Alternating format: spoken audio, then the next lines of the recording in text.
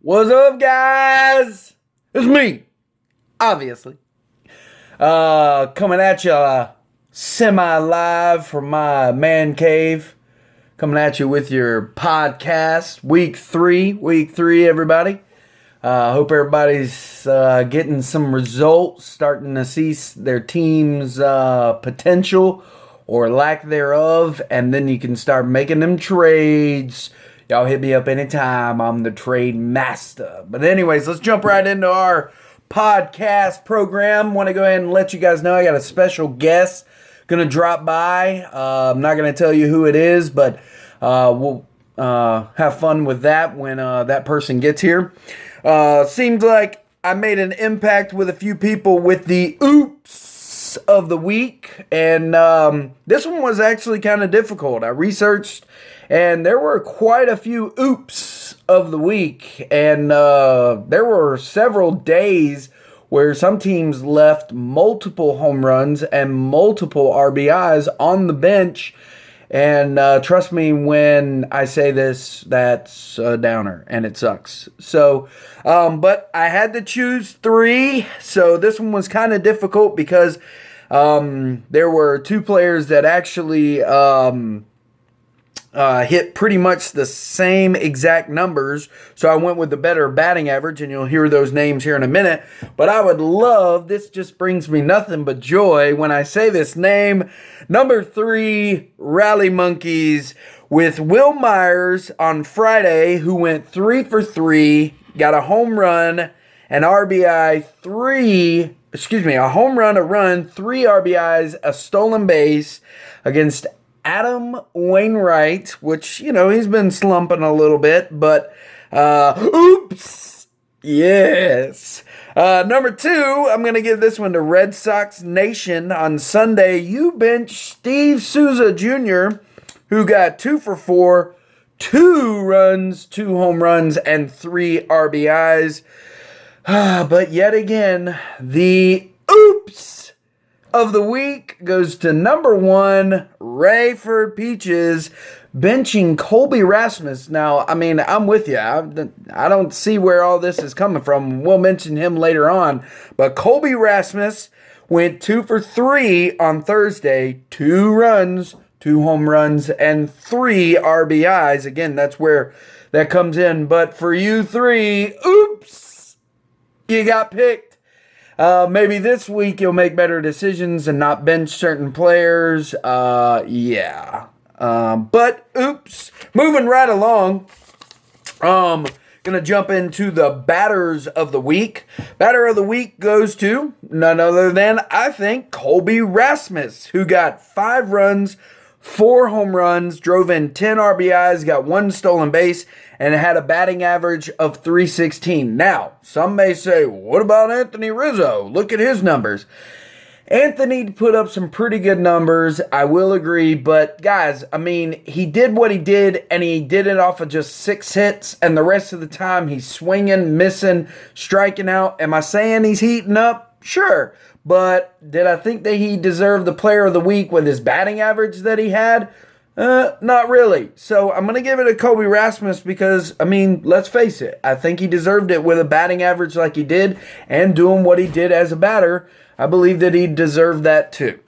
Batter of the day, I'm going to give this one to Chris Bryant, who went 4 for 6, got 4 runs, 2 home runs, and 6 RBIs, and batted .667. All right, moving on to pitcher of the week. Let's go ahead and say this. Drew Smyly is looking really good. Pitched 15 innings this week, 17 strikeouts, got a .60 ERA and a .67 whip, gave 2 quality starts. He's probably going to be, just watch out for him. I think he's on Mud Dog's team.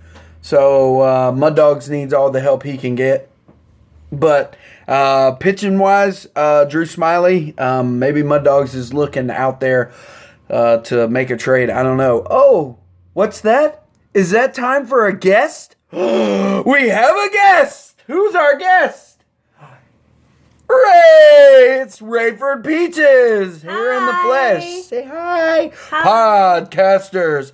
Ray, how are you doing this week? Having good? Good time? I am. Good. Well, welcome to the show. Thank you. Yeah, come on, pull up a chair. Everybody, for those of you who don't know, this is my lovely wife Ray. She owns Rayford Peaches. She was just mentioned twice for the Oops of the Week and also Player of the Week. So Colby Rasmus is out there. Want to trade him? As long as you're saying my name. I didn't say your name yet. I think you said Rayford Peaches twice. Okay, well that's your team name. That's not your name. Your name is Catherine. Would you like to read us who the pitcher of the day is and why? Pitcher of the day is Jake Arrieta because he got a no-hitter against the Reds. Very good. And he did this on April 21st. And this was also his second no-hitter in 2 seasons. That's very rare. It doesn't happen that much, like ever. Maybe your punk friend Darren, who thought he had a win on Sunday but didn't, might want to trade him. Carry on. Pickup of the week. Can you read that name for us? Chris Carter, and the Red Sox Nation. There you go, Red Sox Nation. He's what rank? 37th. 37th. I think that I'm going to go ahead and say Chris Carter is going to strike out more than your mom. Yeah. But That's doing pretty good. Yeah. She had, 4 marriages? Oh, okay. All right. So this week, we'll go ahead and jump into the, before we end the show. What are you doing? Anyways, before we end the show, like I said last week when I gave you the little notations about Jackie Robinson, this week I found a website that I actually will go ahead and give credit to, but I'm kind of weary of doing it because then you guys might go on to the website, but it's called nationalpastime.com. Chris probably is like, oh, I use that website all the time to, I don't know, Where do you think I get my research from? Well, of course. I look back and I research and whatever. That's how I know to get all the pictures. And all Exactly. That's how I know to get relief pictures. Yeah. You see, Chris, we actually have the same mentality when it comes to you, which is, fuck you! Very good. Oh, that deserves a kiss. Good job. All right, so coming at you with a few different things this week. Number one, did you guys know that when baseball started, they actually did not use numbers on people's jerseys? Did you know that, right? I learned that the other day. You learned that? Who'd you learn that from? Me. That would be right. While I was researching. Actually, the first team that's going to say that they actually were the first team to ever put numbers on jerseys will be the Cleveland Indians. But the Yankees actually would like to argue that fact and say they were the first ones. So we'll go ahead and say the Indians and the Yankees were the first to wear numbers on their jerseys in April 18th of 1929. The numbers were assigned, and this is for the Yankees, I'm not so sure on the Indians, but the numbers were assigned to their batting order, which is why Babe Ruth was number 3. There you go. Babe Ruth was number 3. And Lou Gehrig was which number? I don't remember. It's written right there on the piece of paper. Oh, number 4. Number 4. So if you want to research and want to know why, batters that batted before Babe Ruth or after Lou Gehrig, why was their number that? It's because that was the order in which they batted. Very good. That's not obviously the reason for it today, because there's not 44 batters on the Arizona. All right. So on April 20th in 1916, the Chicago Cubs played their first game at what now is called Wrigley Field at Wiggum Park. Wigman? Wigman? Wiegman? We don't know. Wiegman. It's spelled like wig, but I don't know. But they beat the Reds in 11 innings, 7-6. The field was named Wrigley Field in 1926 after the guy that owns all the gum, Wrigley Gum. Wrigley Gum. I'm sure you guys knew that, but who knew? Other than you guys. Other than you. Yeah. Another thing, in 1913 and in 1914, The New York Yankees decided to no longer wear the pinstripes, and they returned back to it in 1915 when the Pirates actually started wearing pinstripes. The Yankees were like, no. And so they have never not went back to not wearing pinstripes. Since 1915, the Yankees have had pinstripes in their uniform. The only 2 years they didn't have it was 1913 and 1914. That's good information. And our last little bit of trivia information. In 1954, on April 24th, which was yesterday, however many, what is that, 52 years ago? 62 years ago. Good job, mathematically. 62 years ago, yesterday, a Giants right-handed pitcher, Marv Grissom, blanked the Philadelphia Phillies at Polo Grounds 1-0, and the only person to score was Whitey Lockman. He hit the only run in the game. It was a home run. So there's a little bit of baseball information coming at you. Like I said, I want to do that every week, and I enjoy doing that, and my wife obviously enjoys getting... I enjoy listening to you. Yeah, sure. All right, so we'll wrap up what we got right here. Ray, would you like to tell us who the top 5 Yahoo batters are in our league? Chris Reader. Sorry. That's what I call Chris Reader. That's not funny. This is a serious podcast.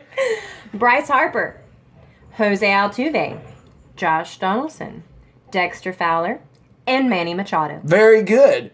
The top 5 pitchers in our league right now is none other than Jake Arrieta, Chris Sale, I'm not sure how to pronounce his last name, Maeda, and Kershaw, which, let's face it, the Dodgers love having 2 at the top, and a surprising one, Matt Latos. Really, Matt Latos.